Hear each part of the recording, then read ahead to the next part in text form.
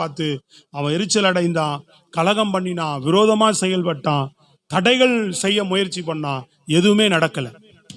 சொல்லுங்களேம்மா, எதுவுமே நடக்காம வெறும் 52 நாளைக்குள்ள ஆலங்கங்கள், எருசலேமின் ஆலங்கங்கள், அதாவது உன் காரியம் ஜெயமா ஏற்ற நேரத்தில் செய்ய வேண்டிய காலங்களில் நேரங்களில் கர்த்தர் அந்த காரியத்தை உங்கள் வாழ்க்கையில் ஜெயமா மாற்றி கொடுக்க வல்லவர். ஸ்தோத்திரம், அல்லேலூயா.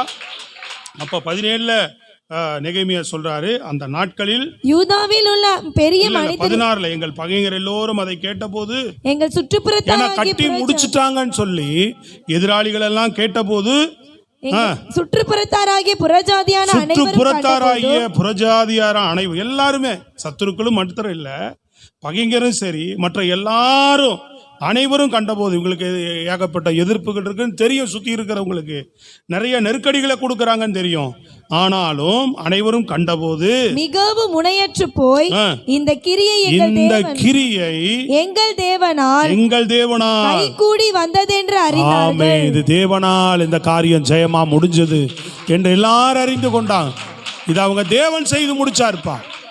சோத்ரா, என்று என் தேவன் செய்து முடிச்சார், இந்த காரிய கைகூடி எல்லாரும் அறிந்து கொள்ளும்படி தேவன் ஒரு கிரியை செய்தார். இந்த கிரிகளை, அதான் ஜெயம். உன் வாழ்க்கையில கிரிகளை செய்கிறது அவர், ஜெயத்தை கொடுப்பது கர்த்தர். சொல்றது விளங்குதாங்க? அப்ப தேவன் செய்து முடிப்பார். சத்துரு போராட்டம் வந்தோடனே, நெருக்கடி வந்தோடனே பயப்படக்கூடாது. புரியுதா உங்களுக்கு? ஐயோ இங்க தொல்லையா இருக்காங்க, அதெல்லாம் இருந்துட்டு போட்டோம், அதெல்லாம் நீ கண்டுகொள்ளவே கூடாது. கர்த்தர் சமூகத்துல தொடர்ந்து ஜெபத்துல நிக்கணும். சோத்திரம், அல்லேலூயா. தொடர்ந்து அந்த ஜெபம் என்ன பண்ணும்?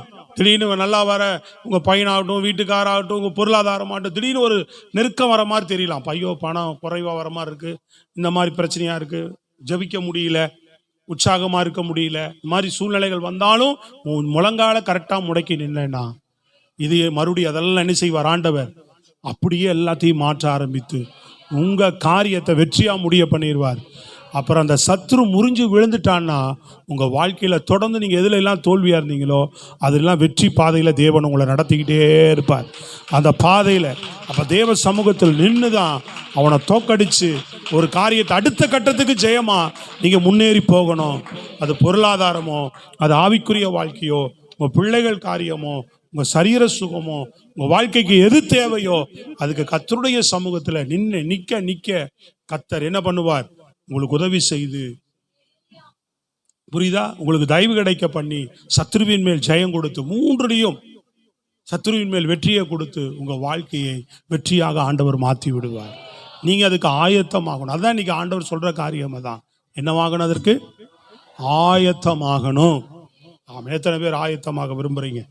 எழும்பி நிற்போமா?